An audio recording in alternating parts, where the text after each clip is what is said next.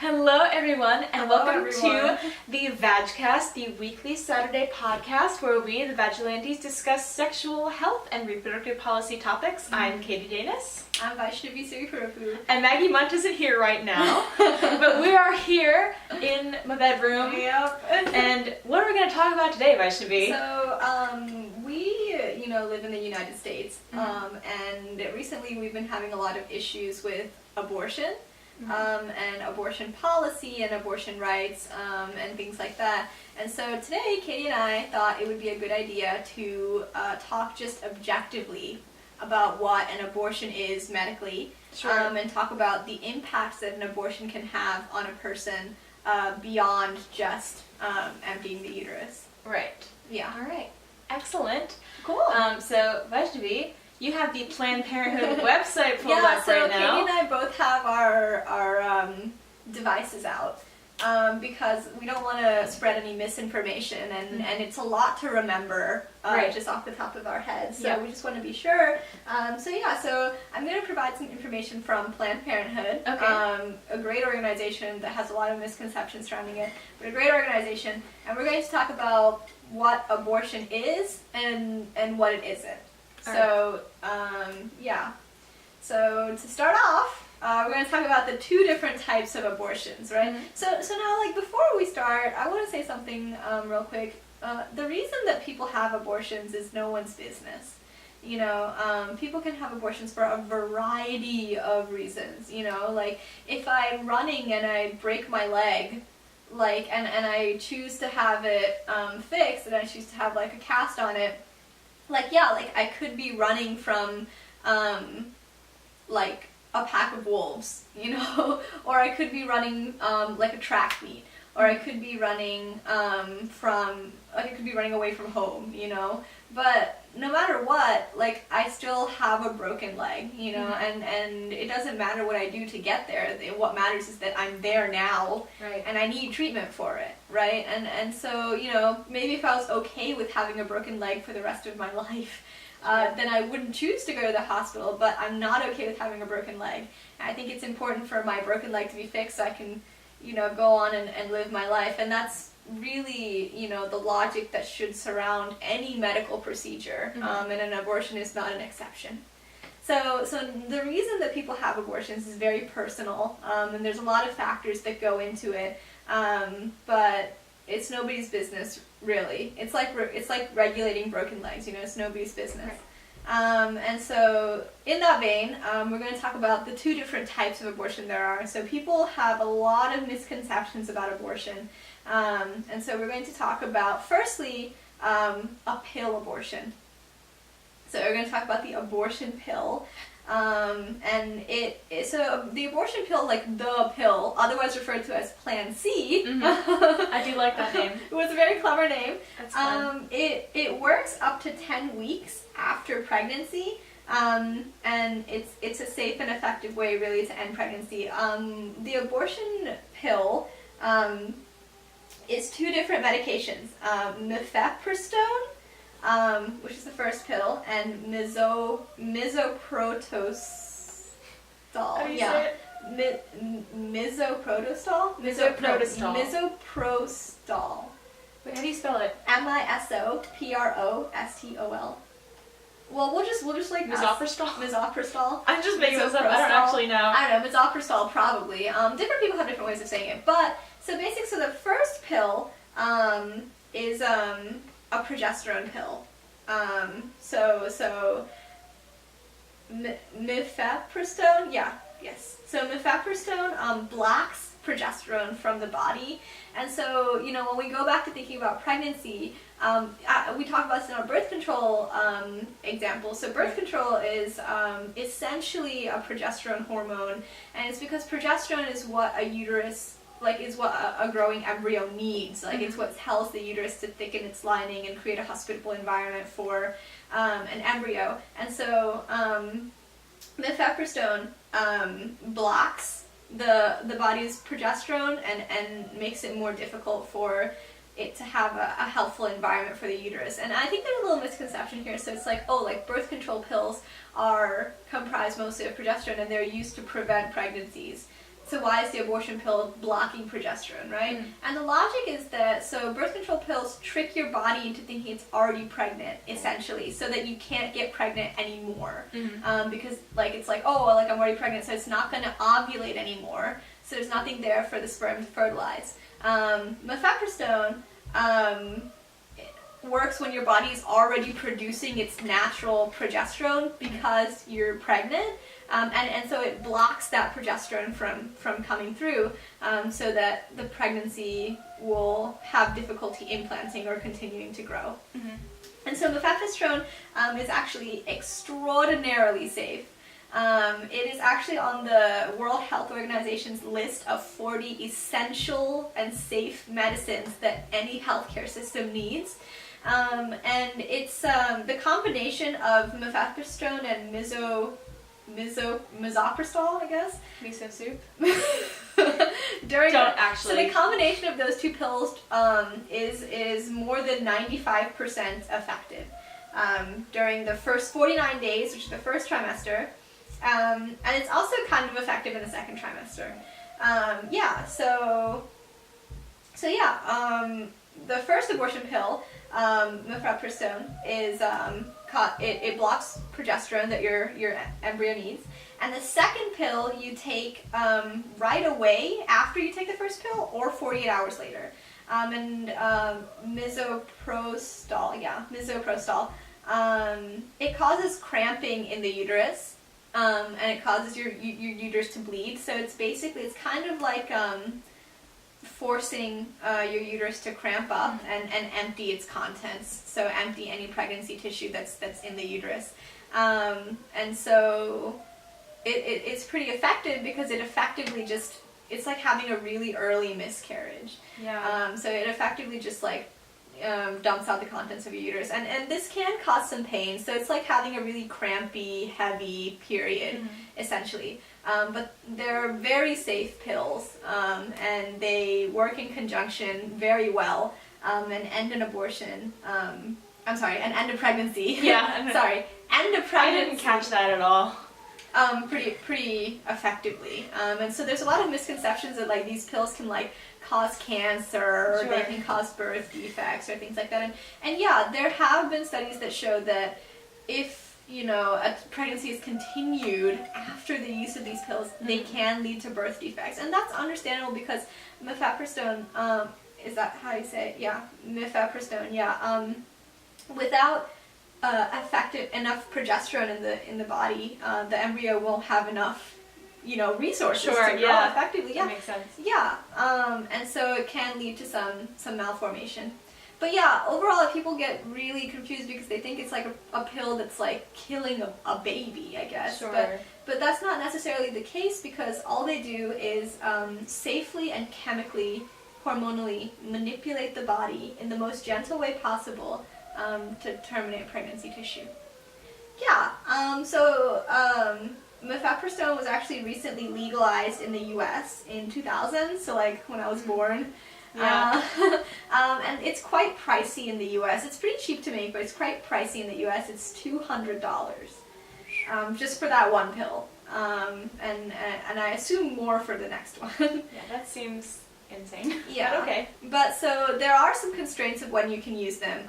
People who are 8 weeks pregnant or less, it has a 94 to 98% effectiveness rate.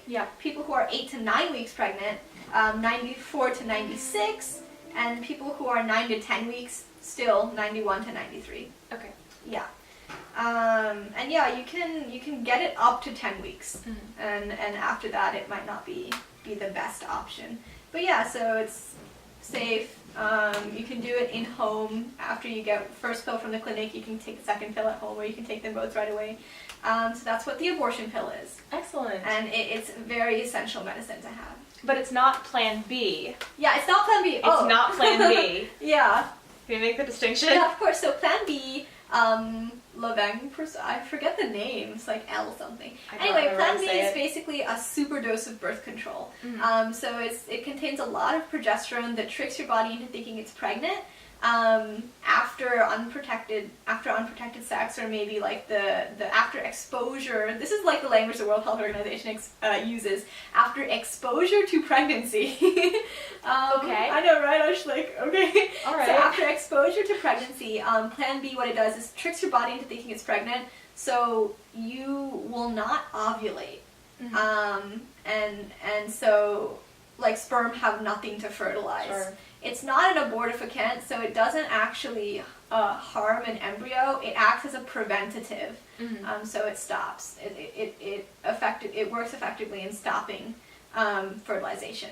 So that's the distinction between abortifacients and contraceptives. Sure. Is that contraceptives work at preventing fertilization in the first place. Mm-hmm. Abortifacients work to they work on the fertilized embryo. Right. Already. Yes. So it's preventing fertilization and then working on something after it has already been fertilized. That makes sense. Yeah. Thank you for the Well, no, distinction. thank you for asking. Because I've heard so many people, and I used to believe this when I was younger. I was like, well, what's the difference between Plan B Mhm. and the abortion pill? A lot, Yeah, apparently. a lot. Yeah. Both, Mhm. recognized as safe medications and essential medications. Yeah. Safe, essential. Safe, Yeah. essential, Yeah. should be affordable. Should be affordable. Plan B is very expensive. Well, not as expensive as the abortion pill. How much does Plan B cost? It's $50 Is it really? off the shelf. Yeah. I didn't know that. I just learned that. Yeah, so Plan B is pretty expensive. Plan B, let me see what its actual name is. It cannot cost that much to manufacture. No. Yeah, it doesn't cost that much to manufacture. But Plan B it's a single pill, Mm-hmm. and it's $50 right off the shelf. And you can get generic brand that's like $45, I think, but it's still. Oh wow. Yeah, it's like kind of yeah, and it depends on where you live also, but it's like it's moderately expensive. Yeah, what a But sale. the abortion pill is also like $200. So, Right. yeah. And they should really be effective because they have huge impacts for people who choose to get abortions, which we will get into. Yeah. Yes, we will. So the second type of abortion that a lot of people think about, or like the stereotypical like abortion that people think about, is an in-clinic abortion. And so that's the second type of abortion. So there's pill abortions, which we have just gone over, and in-clinic abortions. So an in-clinic abortion has two different procedures, right? So the first type is a suction abortion. But both of them have like preparatory features. So an in-clinic is when you go into the clinic and they perform an abortion. So let's talk about in-clinic abortions because they're kind of interesting. Let's do it. Yeah, so as we know, the upper reproductive tract is protected by the cervix, which, fun fact, is my favorite organ in the reproductive system. I think it's really cool. You mentioned it. I talk about this often. You do. I really like the cervix. So the cervix effectively protects the entire upper reproductive tract, so uterus, fallopian tubes, ovaries, from pathogens, but it's also really hard. So it's really hard to get through. There's a tiny little hole at the front of the basically the ending of the cervix that leads into the upper reproductive tract.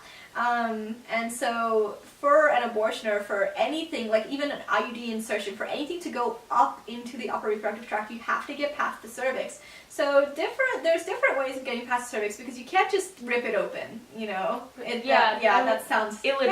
terrible. Yeah, which is also why like the cervix will dilate during pregnancy, Sure. So, anyways, we're going to talk about the first type of in-clinic abortion, which is a suction abortion. And so for these types of in-clinic abortions, they have to get past your cervix, right? And so the first, so there's different ways of making your cervix dilate. The first is hormonally. There are certain hormones that just make your cervix dilate and make it a little bigger, so it's a little easier to access the uterus. And secondly is physically. So sometimes abortion providers will use these little sticks. Like, they're not like actual sticks, but they're like thin, like rods. Let me get a branch off that tree. Sorry. Yeah. So like earlier today, we're like, would you please remove the branch from your sphincter and then we can speak? We can converse. Anyway, they use little rods that they will put around your cervix, and what the rods will do is they will expand and just gently dilate your cervix that way. So dilation is the term we use when a cervix is being opened.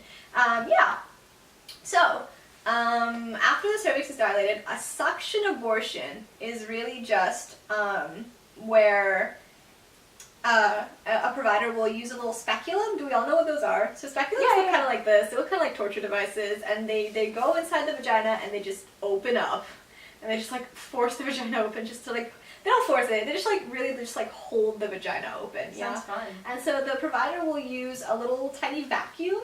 That's really what it's like, a tiny medical vacuum, and push it through the vagina, through the speculum, and through the cervix into the uterus, and just gently suck out any pregnancy tissue that is there. Yeah, and it's handheld and it's just gently suctioned. Sometimes abortion providers will use a curette, which is a little tool that removes the rest of your pregnancy tissue, or to make sure there isn't any left.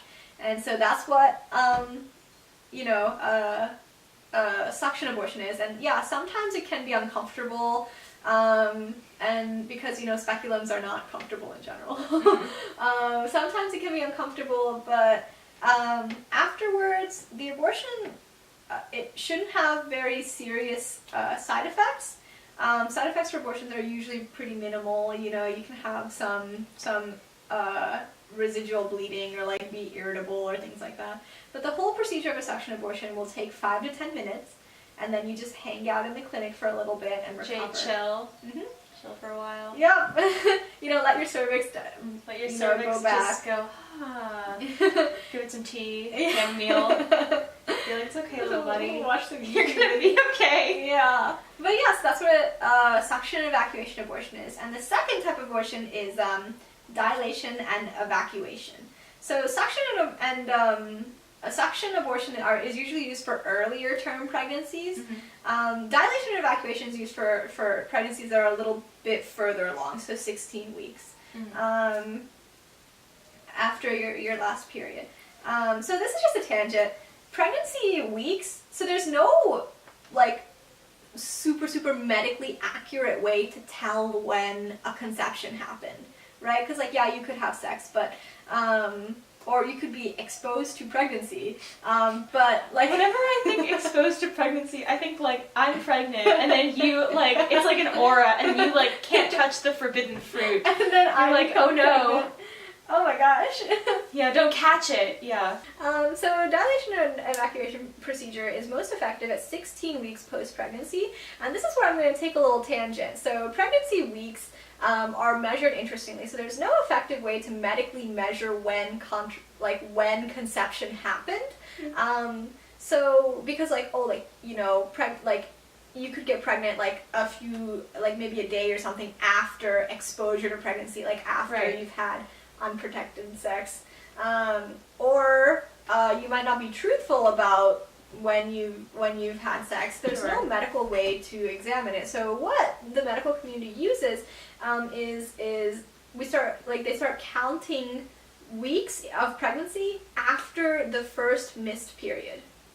So for example, I could be in week 1 of pregnancy right now, even though I have not been exposed to pregnancy yet. Sure. You know what I'm saying? Yes. Yeah, but that's just how it's medically measured, which is kind of sad because it makes pregnancy sound a lot farther along than it is per se. And pregnancy does happen pretty fast. The embryo will grow pretty fast. But it's understandable that people would feel apprehensive about saying late term or mid term, because they're imagining a fully formed fetus. Sure. But that's not usually the case.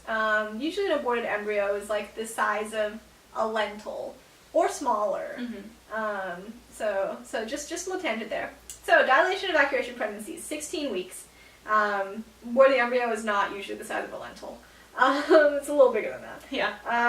The cervix is prepared, much in a similar way. It's dilated a little bit more so than a suction and evacuation. A suction abortion. A little bit more so than a suction abortion. It's getting late. Yeah, sorry y'all. Dilation and evacuation. What actually happens is, they do the same thing as a suction abortion. They put a speculum in your vagina, and they stretch the opening of the cervix, and they use a bunch of medical tools like a suction device, and take the pregnancy out of the uterus, but they also use other medical tools, like a cuvette or just ways to make sure that the pregnancy tissue is completely removed from the uterus.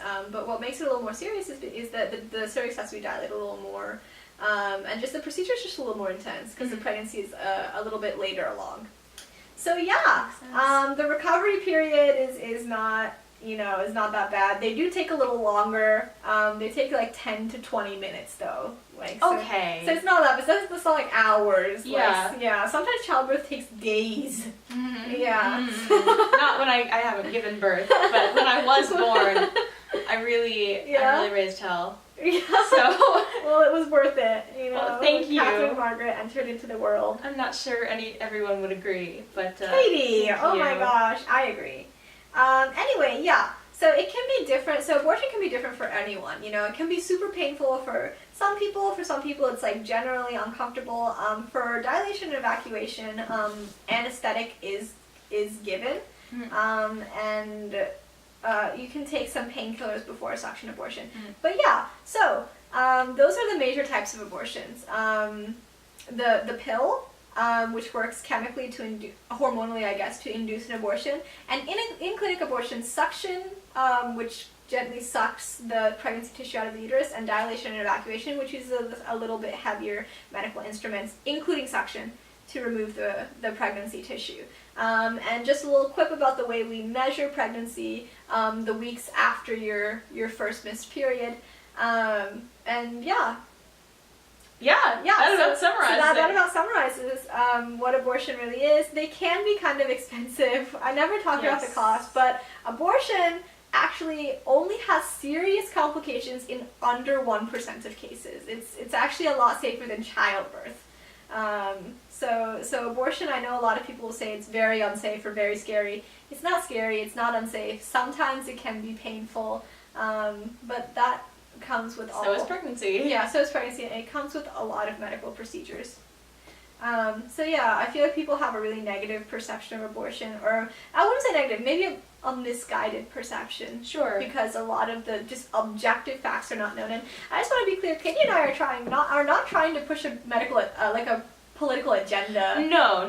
These are just medical facts about what an abortion is and what it is not, and how it might feel to the patient, how it is delivered, and the different hormones that are involved, and medical instruments. So we're just trying to provide some objective education. We may have our own political views, but we try to... We separate those from the science. Exactly. Yeah. And we try to, recognize the, biases that we may have, and make decisions based on, objective facts. Yeah, which is so important, and Absolutely. which is what we would like to see moving forward in the future. GYNECOLOGY. It's a misunderstood field of study. So I'm gonna debunk some myths about the vulva and hymen. Show you all who's the real OGGYN.